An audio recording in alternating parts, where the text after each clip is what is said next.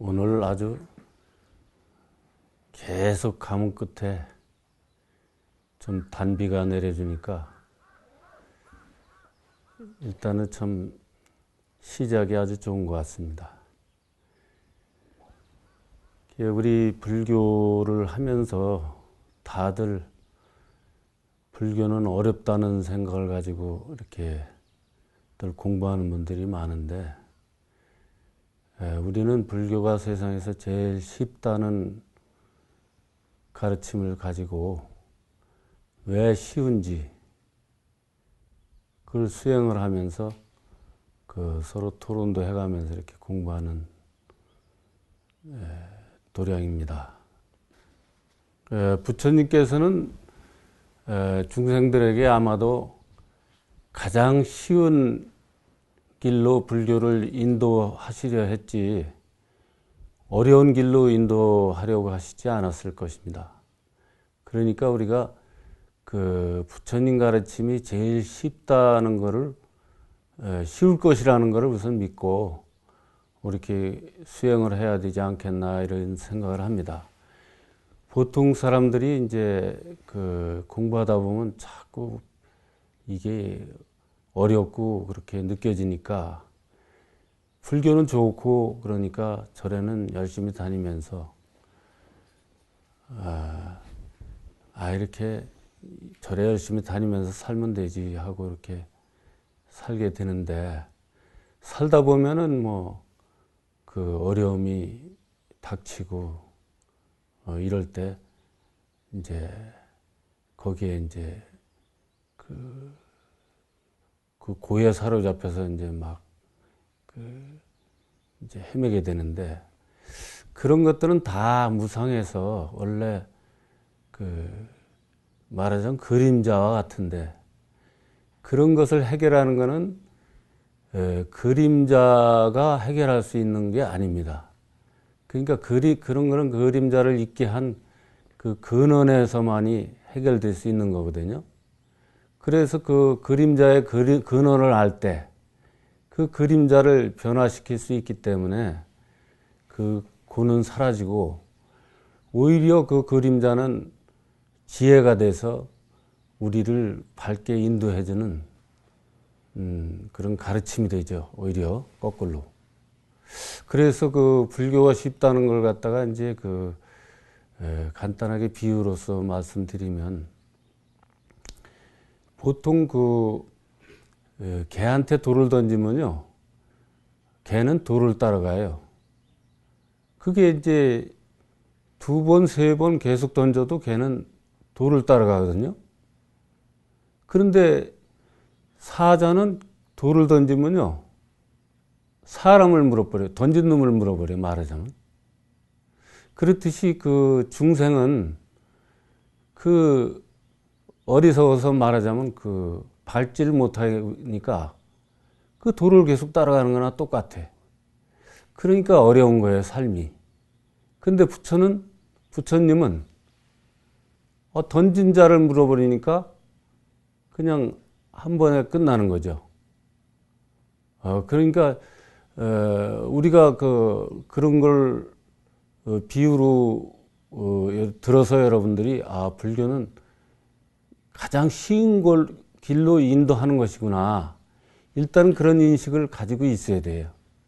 그리고 또 이제 앞으로 종합적으로 또 얘기를 하겠습니다만, 또 이제 정신병원에서 이제 환자를 갖다가 테스트할 때 그렇게 한다고 그래요.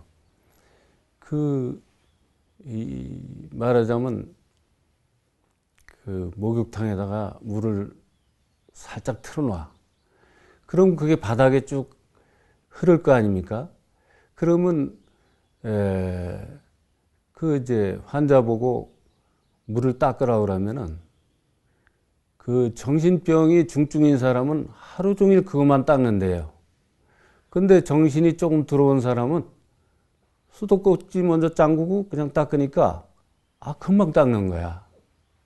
그러니까 부처님은 그렇게 지혜로워서 그냥 수도꼭지 잠그고 금방 끝나는 것과 같고, 중생은 그게 어디서 온지를 모르니까 계속 흐르는 것만 닦는 거나 똑같은 거죠.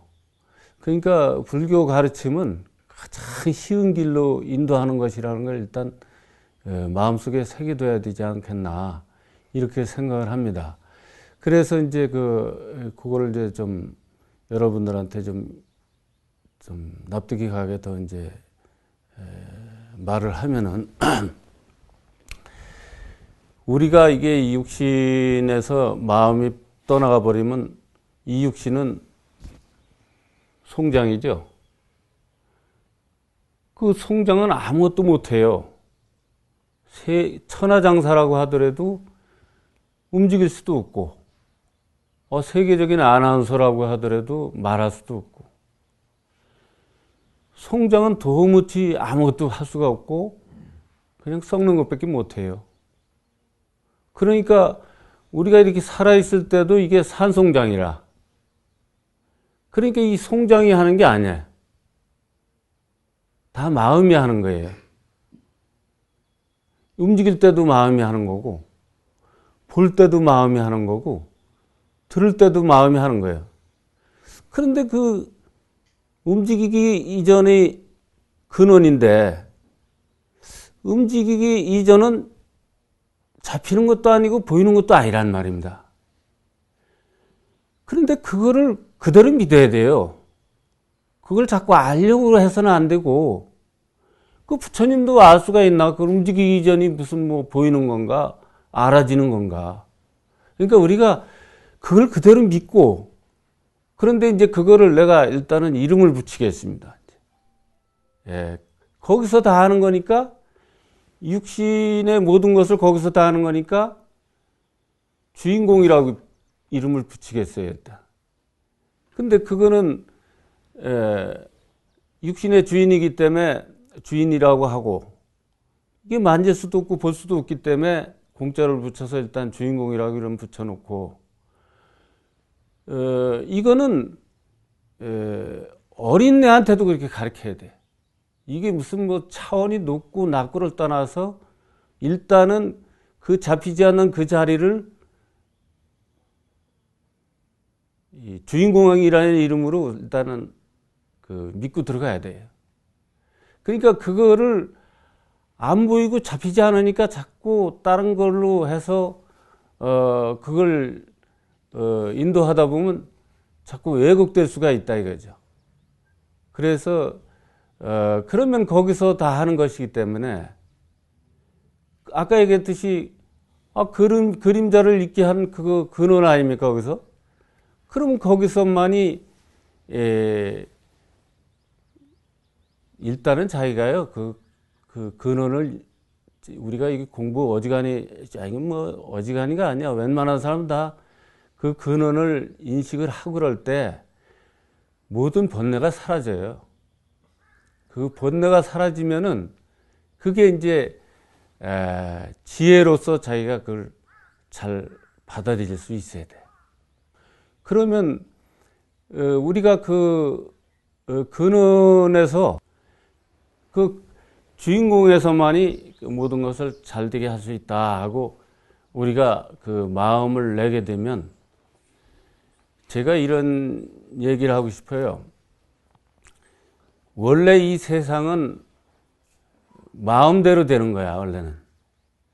마음대로 되는 것인데 이런 얘기를 하면 이제 많이 헷갈릴 수가 있을지도 모르겠어요. 그런데 마음대로 되는 것인데 우리가 그 육신에 집착되어 있는 그런 마음으로 살다 보니까 이게 모든 게 이게 어떻게 보면 왜곡되게 마음을 쓰니까 마음대로 안 되는 거예요. 그래서 내가 이제 앞으로도 그 마음대로 되는 거에 대한 그런 체험하는 거 이런 것도 이제 일러드리겠습니다만은 그러면 우리가 이 마음대로가 어떤 게 마음대로냐? 이 중생들의 마음은 자기가부터 나라는 게 붙어가지고 나 위주로 마음대로 한단 말입니다. 나 위주로 마음대로는 없어요. 그리고 또 내 마음대로 되는 게 나한테 꼭 이익이 아니에요, 그게. 만약에 그 중생들의 시각에서 마음대로 된다면 우리가 좀 마음에 안 들면 다른 종교도 없어졌으면 좋겠고, 자기가 싫어하는 사람 없어졌으면 좋겠고, 어떤 때는 자기 형제들도 아유 쟤만 없으면 내가 좀 편할 텐데 하고, 어떤 때 자식한테도 그러고, 어떤 때는 자기 마음도 자기 마음에 안 들 때가 있어. 그러니까 그 중생들의 시각으로 보는 마음대로는 세상을 망하게 하는 마음이야. 그러니까 우리 근원적인 측면에서 보는 그 마음대로는 모든 사람들이 공생, 공심, 공용, 공체, 공식하고 그 한 마음으로 들어가는 원리예요. 그것이 아니면 이 세상이 안정되게 이렇게 살아갈 수가 없어. 망하는 길밖에 없어요. 말하자면 공생, 공심, 공용, 공체, 공식하고 올바로 돌아가지 않으면 고통의 투성이고 문제투성이고 자꾸 세상이 뒤집어질 수밖에 없어.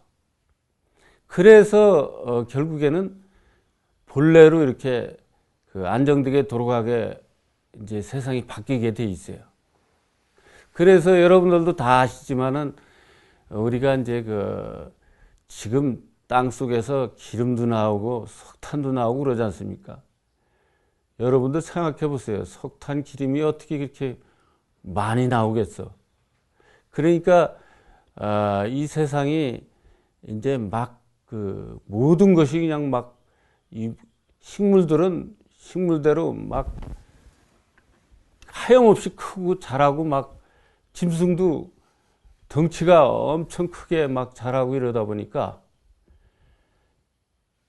하늘을 가릴 정도로 막 이렇게 자라던 것들이 이제 불합리하게 막 세상이 벌어지다 보니까 결국에는 그런 것이 안정된 본래 근원적인 자리로 이제 되바뀌는 거죠.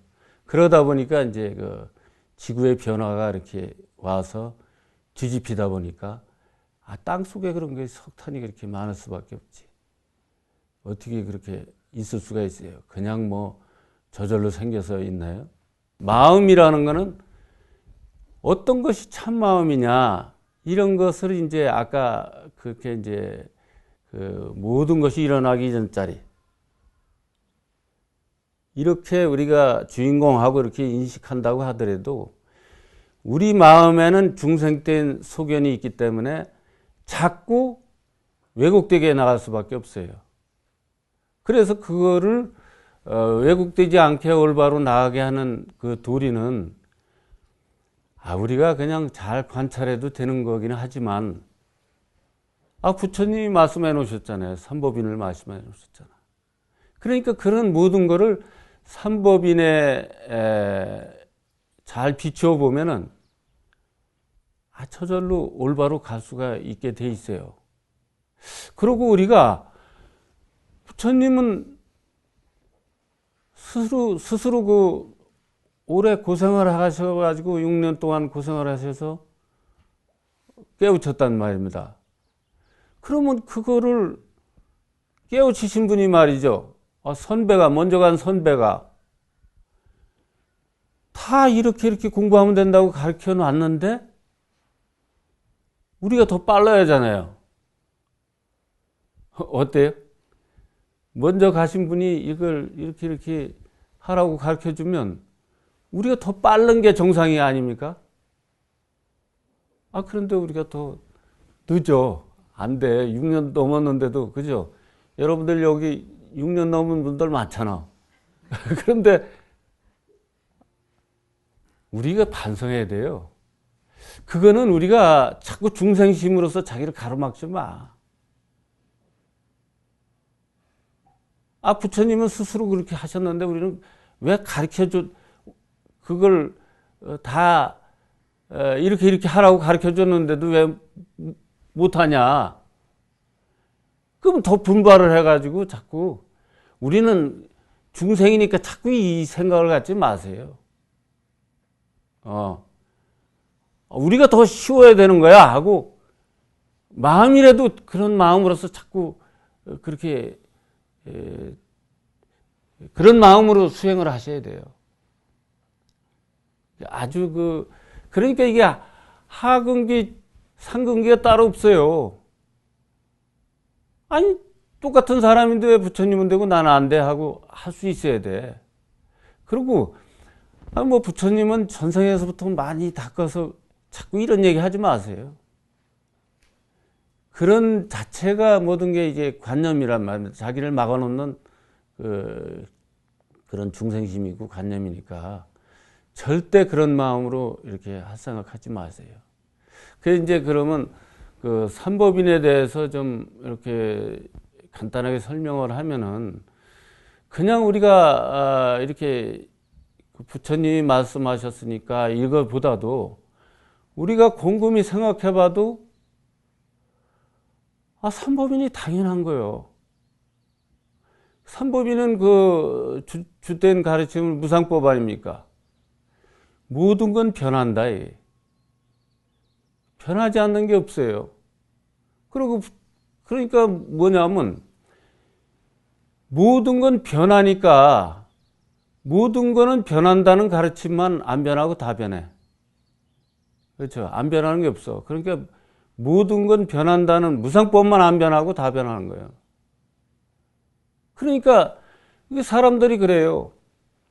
살다가 이제 사업에 망하고 또 뭐 사랑하다가 실패를 하고 그러면 아휴 세상 무상해 그러거든. 그것도 무상한 거예요. 그런데 다 무상한 거지 그것만 무상한 게 아니다. 이게.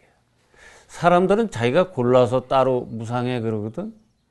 그러니까 근데 불교인들도 하다 보면 아니 그건 나도 그럴 때가 좀 있기는 있어. 약간 치우치게 말이죠. 다 무상한데 어떨 때 이제 그것만 이제 무상하게 생각할 수도 있고 그래요. 그러니까 이제 그런 걸 탓하는 게 아니고 그러니까 그런데 오류가 없기를 바라고요. 하여튼 또 이제 무아라고 그러죠. 무아. 아이 세상이 다 변하는데 나 고정된 내가 있어? 예. 어렸을 때가 나예요. 지금이 나예요. 미래가 나예요. 나라는 게 없어요. 그것도 무상한 거야. 그러니까 그 무상한 나를 자꾸 세운다고 하는 것은 이 진리를 꺾으려는 거나 똑같아. 그러니까 우주가 돌아가는 걸 말하자면 내가 못 돌아가게 하려는 거나 똑같은 거야. 그러니까 무아라는 거를 우리가 잘 기준을 둬가지고 자기 마음을 왜곡되지 않게 그렇게 아상을 세우게 되면 자꾸 고통이 따르게 돼 있어요. 그러니까 무아는 그 무상 안에 다 그것도 속해 있어. 따로가 아니란 말이야. 그런데 얼마나 중생들의 시각에서 자꾸 그 아상을 세우고 그러니까 무아를 따로 설명해 놓지 않으셨나 이런 생각을 또 해보기도 합니다. 그러면 이제 열반이죠. 열반 하면은 무상하고 무아인데 얻을 게 뭐 있겠습니까? 그러니까 구태 얘기한다면 얻을 바 없는 걸 얻는다고 할 것입니다. 그러니까 그 열반도 따로 있는 게 아니라 무상 안에 다 열반도 있고 그런데 제가 이제 표현하고 싶은 거는 그걸 구태여 구분한다면 근원적으로 볼 때 무상이라는 표현을 쓰고 싶고요. 또 수행적인 차원에서 무아가 돼야 무상을 알 수 있기 때문에 무아가 돼야 열반에 이를 수 있기 때문에 그 수행적인 측면에서 무아라고 구분짓고 싶고 또 열반은 열반이 있다. 저 언덕의 목표점, 따로 있는 건 아니지만 그 목표를 두어야 거길 향해서 우리가 갈 거 아닙니까? 그래서 목적의 측면에서 이제 열반이라고 이렇게 구분짓고 싶습니다. 그래서 그 열반하면은 그러면 그런 데서 모든 데서 우리가 자유롭게 되게 되면은 그 마음에 의해서 세상을 공생, 공심, 공용, 공체, 공심으로써 그거를 내가 따로따로 말을 하지만 한 마음을 얘기하는 거예요. 한 마음으로서 움직일 수 있는 힘도 같이 따라야 그것이 열반이지. 세상에 내가 말하자면 끌려가는 사람이 되면은 그 열반이라고 볼 수가 없잖아요. 그 세상을 움직일 수 있는 그 활용도 나와야 되는 거예요. 그래서 그러면 그게 얻을 바 없는 것을 얻었는데 그걸 무슨 활용을 하느냐 그러지만 함이 없이 하는 거. 함이 없이 하는 것이 진정한 활용이고 또 그러니까 나라에 어려운 일이 있을 때 그거를 좋게 바꿀 수 있는 마음을 써야 되고 그 어려운 중생들이 그 사람들이 이렇게 있을 때 그거를 물론 법보시로서 이렇게 제도하는 수도 있겠지만은 내가 마음을 내서 그것도 법보시예요.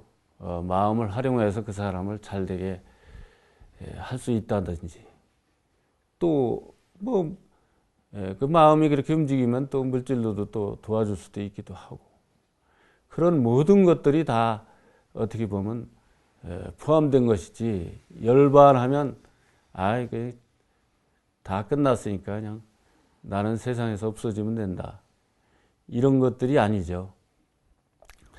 그 열반이라고 해서 그냥 고요하고 가만히 있는 것이라고 생각하면 큰 오류가 될 수 있다고 봅니다. 그래서 이 수행은 이 삼법인에 의지하면서도 아까 얘기했듯이 그 본래 마음대로 되어야 된다는 얘기를 했지 않습니까? 그러면 마음대로 안 될 때는 내가 그 마음대로 하려고 그러는 그런 마음이 아상이 붙고 말하자면 중생된 소견으로서 마음을 내기 때문에 그것이 안 된다는 걸 알고 그거를 관찰해서 내 왜곡된 것이 무엇인가 그걸 찾으면 돼요. 그걸 찾으면 되는데 그 무아라는 그거를 항상 기준을 두고 하시면 아주 좋아요. 그러면 이 공부뿐만 아니라 다 그래요. 자식의 문제, 남편의 문제, 또 세상 사는 문제 이런 것들이 다 일단 무아로서 기준을 잡아야 돼요. 근데 대개 보면 이럴 때는 이렇게 해라 저렇게 해라 하는 건 중생된 소견이고 무아가 되면은 그런 내가 괴로웠던 마음, 답답했던 마음 모든 마음에서 일어나는 게 다 지혜가 돼. 누가 물어볼 필요 없이 그게 다 지혜가 돼요. 그러니까 해결되기 좋은 거예요. 그러니까 그래서 이 공부는 참 좋은 거예요. 그냥 수행만 하면은 저절로 알아지고 그러는 건데 자꾸 지혜가 넓혀져서 결국에는 부처가 되는 길로 가게 되는 것이거든요. 그러면 이제 아까 얘기했듯이 그 무아가 진정한 자기의 스승이에요. 어떻게 보면은 그 스승이지만은 왜 밖으로도 스승이 필요할 수가 있는 것이 뭐냐면 그 참 묘해요. 무아라고 얘기했으면 그냥 자기 그를 무아로 써 나가면 되지 않습니까? 그런데 이상하게 어떠한 아주 뭐 세상을 내가 지구 흔드는 어떤 능력이 생긴다든지 어떤 형태를 경험하게 되면 아상이 더 커져 버려. 근데 그 아상이 커져 버리는데 그게 아상이 안 보여요, 그때는. 그렇기 때문에 밥그릇도 스승이 그래서 필요한 거야. 원래는 스승이 필요 없죠. 그냥 아상을 다 버리면 자꾸 그 지혜가 밝아져서 그 차원 높게 나가게 되고 그러는데, 그러니까 오죽하면 그 무아법을 말씀하셨나 이런 생각을 가끔 또 그래서 해봐요. 나도 공부하다 보면 나중에 보면 다 막히는 게 자 무아 때문에 그래. 무아가 아상 때문에 그래. 자기 편리하게 자꾸 아상이 안 보여. 아상이 하여튼 자기 편리할 때만 안 보이는 거야. 그러니까 이게 문제예요. 그러니까 참 그래서 무아법이라는 건 참 좋은 이게 가르침이에요. 그 부처님 당시에도 이제 보면 수행법이 보면은 위파사나라고 또 표현도 하고 이제 많이 이제 활성화되어 있고 그런데 자기 몸과 마음이 하나가 되게 하는 거예요. 그러니까 반야신경 보면 색과공이 둘이 아니라 그러잖아요. 그렇듯이 몸과 마음이 하나가 되는 게 좀 중요해요. 몸 따로 마음 따로 막 놀거든. 그러니까 더군다나 또 어떤 때는 육신이 나라는 것으로서 확 바뀔 때가 많이 있어요, 여러분들. 그래서 관법이 필요한 거거든. 육신이 나라고 느낄 때가 많거든요. 자기도 모르게. 그러면 그거를 나는 그렇게 생각 안 합니다. 그런데 또 꿈속에 보면 또 그런 게 느끼고 그래요. 그러니까 그런 걸 잘 관찰할 때 꿈도 꿈이고 생시도 꿈이고 다 공부거리예요, 다. 그러니까 지금 현실 속에서도 우리가 순간순간 자기 육신이 앞설 때가 많거든. 보면 항상 내가 하고 있는 거를 육신과 함께 하고 있는 거를 깨어 있게 만드는 이제 수행인 것 같아요. 아주 참 부처님께서 말씀하시니까 얼마나 옳은 가르침이겠습니까? 그런데 그 후에 이제 대승불교 오면서 연불도 나오고 또 아까 화두도 나오고 그랬는데 화두도 참 한때 많은 큰 스님을 배출했고 참 좋은 수행법이라고 그렇게 생각을 합니다. 그런데 그렇긴 한데 보완될 점도 많은 것 같아요. 제가 이제 수행에 대해서는 이렇게 구분이라기보다 원래 구분할 수는 없는 거지만은 일심과 무아를 합들여진 수행이라고 이렇게 생각해요.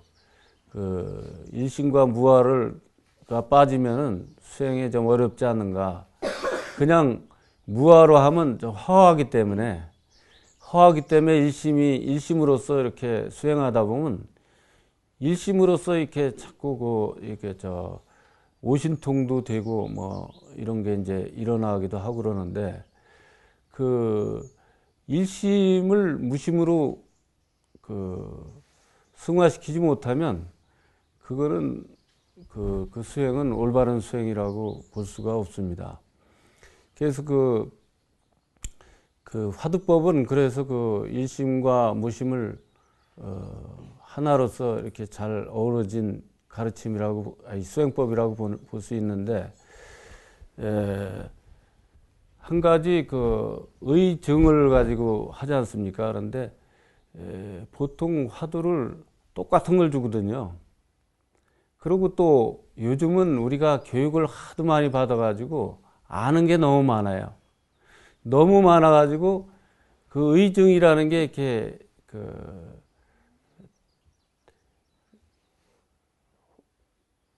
뭐라 그럴까? 의증이 잘 이렇게 안 되는 경우가 많아. 그래서 그 의증이 되게끔 노력하는 그 화두를 받아야 되지 않나 이런 생각을 좀 하거든요. 그래야 의증이 일심으로써 쭉 이렇게 그 수행이 되고 그걸 이제 나중에 이제 무심으로써 다 무심과 함께 하기는 하지만은 어떻게든 그렇게 해서 수행해 나가면 좋은데 지금 아는 게 너무 많아서 이제 그런 것들이 좀 보완되어야 될 사항이 되지 않겠나 이런 생각을 합니다. 이따 이제 또 그 화두에 대해서 그래서 보완을 또 하겠습니다만 연불은 우리가 참 연불도 참 좋은 것 같아요. 안전하사나 연불 이렇게 하면 좋은데 우선 저 달마 스님께서 말씀하신 걸 이제 해서 그 기준을 잡고 한번 해보겠습니다. 제 마음대로 얘기하면 믿는 사람이 잘 없으니까 이제 부처님 가르침과 이제 달마대사의 가르침을 좀 보완해서 이제 내세워서 이렇게 이제 보완을 해보겠습니다. 그 달마대사께서 이제 어떤 그 수행자가 가서 이제 질문을 했답니다. 연불류도 깨우칠 수 있습니까? 하고 물으니까 절대 못 깨우친다 하고 단호히 말씀하시거든. 그러니까 그 수행자가 경전에 이렇게 나와 있지 않습니까? 하고 뒤에 이제 질문을 하니까 달마대사께서 하시는 말씀이 오로지 자성연불만이 깨우칠 수 있다. 이렇게 말씀하셨다는 거예요. 그러면 이 연불이 자성연불이 돼야 되거든요.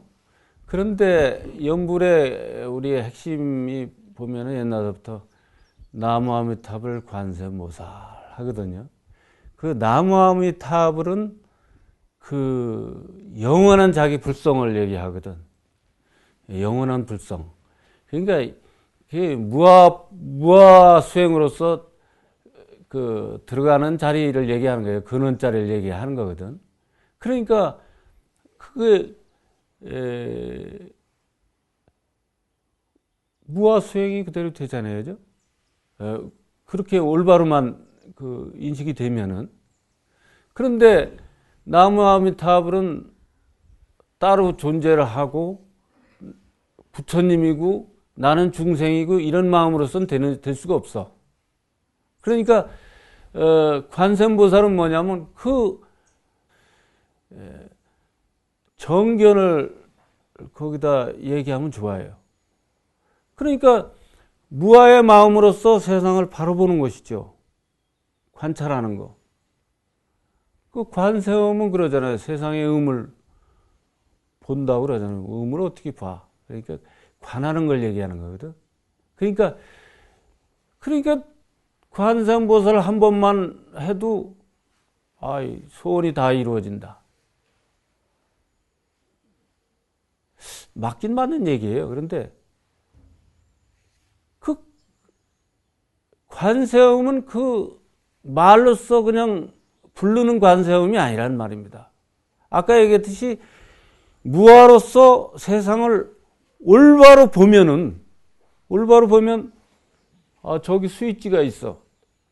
탁 치니까 불이 켜지는 거야. 근데 그러한 복합적이고 올바른 시각으로서 그걸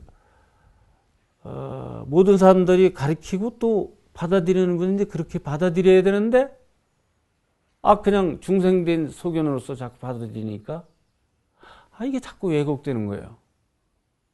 그러니까 본래 연불의 그 의미는 이거 참 이 발전적이고 수승하다고 봅니다. 이 가르침이 아주 부처님 가르침을 발전시켜 놓은 거라고 볼 수가 있어요. 올바로 한다면.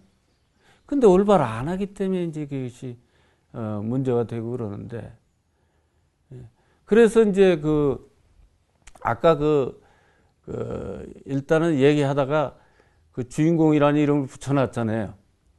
그럼 주인공은 아까 그 뭡니까? 그 자리는 만질 수도 없고 볼 수도 없는 그 무아의 자리를 이름을 주인공이라고 붙였단 말입니다. 그죠? 그러니까 삼법인을 요소를 갖췄잖아요. 그러니까 주인공하고. 근데 주인공 하면 자꾸 또 그래 마음나기 이전 자리 머리로 상상을 해버리면 이미 그건 심한 팔천리야 또. 그 자리는 그러니까 그거를 어떻게 하면 좋냐면 우리 반야신경에도 나오잖아요. 색과 공이 둘이 아니라고. 색이 공이고 공이 색이라고 그러잖아요. 여러분. 이 마음 안으로 주인공하고 마음 안으로 중심이 잡힐 정도로 그냥 우리가 주인공 소리를 얘기하는 게 아니잖아요. 그 자리를 얘기하는 거 아니야, 무조건. 그러니까, 주인공하고 이렇게, 하면 좋은데, 이제, 거기 이제 보충하고 싶은 생각이 들어서 이제 요 이야기를 하겠습니다. 우리가 나무가 있으면, 나무가 있고 뿌리가 있잖아요. 뿌리가 있으면 이게 말하자면 나무는 말하자면 육신이라고 보고 뿌리는 이게 마음이라고 보면 그 정신이라고 봐도 좋고 이제 뭐 세분화해서 자꾸 따지면 이제 복잡해지니까 우선 간편하게 이해하고 들어가서 우리가 그걸 나중에 수행하고 점검하는 데는 아까 얘기했듯이 무상무화로서 점검해 나가면 된다고 봅니다. 그래서 저는 가능한 모든 가르침을 간단하고 그렇게 단순하게 했으면 좋겠어서 이제 그렇게 표현합니다만. 그래서 나무하고 뿌리는 어디서 나왔어요? 씨앗에서 나왔잖아요. 그래서 우리가 근원하면 뿌리로 표현할 때도 있고, 이제 단순하게 그냥 뿌리로 표현할 때도 있고 그런데 이제 더 넓게 표현해서 이제 씨앗에서 나왔잖아요. 씨앗에서 싹이 나오고 뿌리가 나오죠. 씨앗이 어디로 갔죠? 아까 얘기했듯이 싹이 되고 뿌리가 됐잖아요. 그러면 그 부처는 우리가 육신과 이 마음에 여기 육신과 마음으로 화했어 이미. 근데 부처를 밖으로 찾으면 안 돼요. 이 육신과 마음으로 화했잖아요. 그죠? 그래서 이 안에서 찾아야 되는 거예요. 그래서 안으로 찾는 게 중요해요. 이 수행은. 나부터 알아야 될 거 아니야. 나부터 무아가 돼야지. 그러니까 여기다가 주인공하고 거기다 맡겨놓고 항상 다 움직이는 것도 주인공이 하는 거고 보는 것도 주인공이 보는 거고 듣는 것도 거기서 하는 거고 생각하는 것도 거기서 하는 거고 나쁜 생각도 거기서 나왔고 좋은 생각도 거기서 나왔고 잘 되는 것도 거기서 나왔고 잘못된 것도 거기서 나왔으니까 그러면 그 마음을 이 공부를 안 했어도요 마음이 있잖아요. 그죠? 공부 안 한 사람도 마음이 있어요. 부처님이 있단 말입니다. 쉽게 얘기하면. 그러니까 공부 안 한 사람도 자기도 모르게 마음대로 되는 걸 경험할 때가 있어. 그런 사람들 여러 들어봤어요. 아니 자기가 이렇게 됐으면 좋겠다 했는데 잘 되더래. 돼서 이게 우연인가? 우연이 어딨어? 세상에 우연이란 거 없어요. 한 달 동안 일 안 했는데 월급 주는 데 있어요? 아, 나는 그런 얘기 한 번도 들어본 적이 없어. 그러니까 이거는 우연이라고 생각하면 안 된다는 말인데, 우리가 이 마음의 원리는, 마음의 작용은 안 보이니까 자기가 착각하는 거예요. 왜냐하면 자기가 그만큼 물질계에 집착되어 있고 육신에 집착되어 있으니까 마음이 자기도 모르게 올바로 작용을 했어. 부처님처럼 작용을 했는데도 자기가 하고도 자기가 모르는 거야. 그러니까 이 공부를 하거나 안 하거나 다 있어요. 있는데 우리가 이제 이걸 이제 설명을 듣고 자꾸 공부하는 사람들은 더 체험이 많고 그러죠. 그러면 그 체험을 하는 것도 모든 현상은 다 무상한 거니까 무상한 거요. 그래도 체험 뭐 좋은 체험을 하면 또 집착을 해요. 또 내가 이렇게 체험을 했는데 남보다 내가 낫지.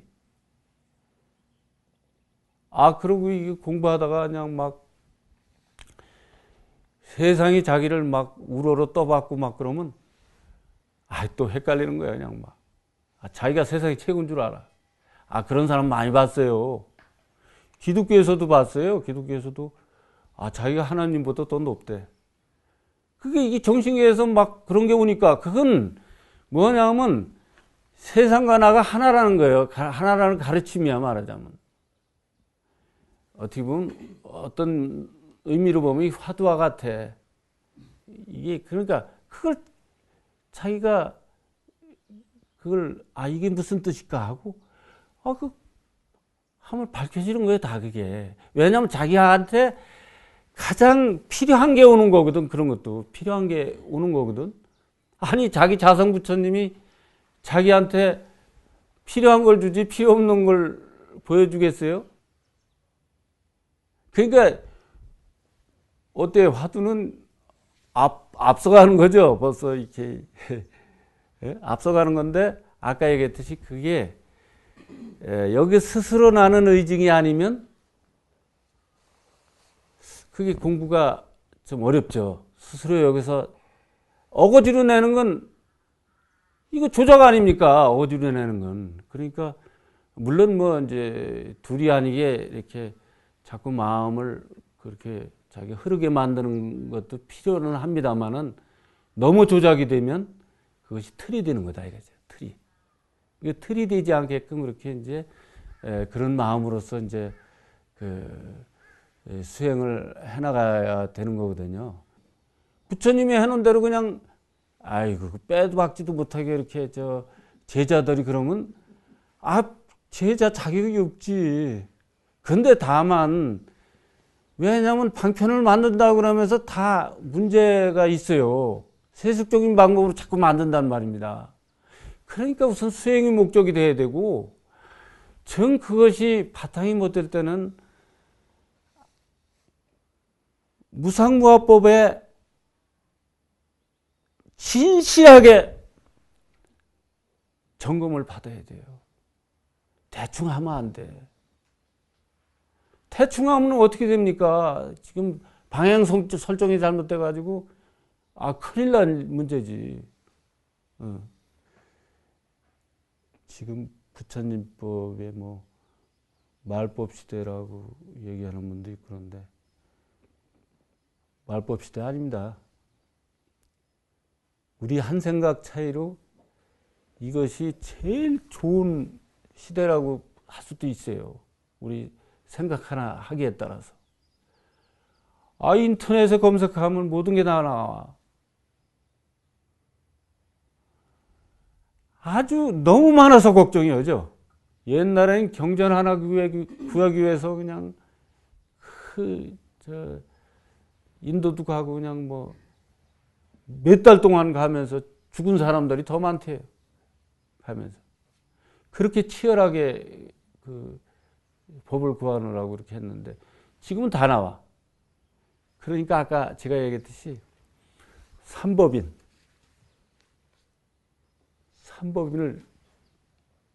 기준을 항상 두시고 오로지 그거에 의해서 모든 것을 밝게 해나가시면서 이런 공부하는 자리에서 자꾸 토론하자. 남을 판단하는 건 잘들 하거든. 남을 판단하는 거 잘하잖아요. 남이 흉 많이 보잖아. 그래서 그죠?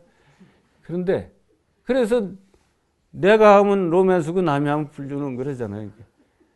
그러니까 잘 판단하는 거는 여러 사람이 토론하는 데서 또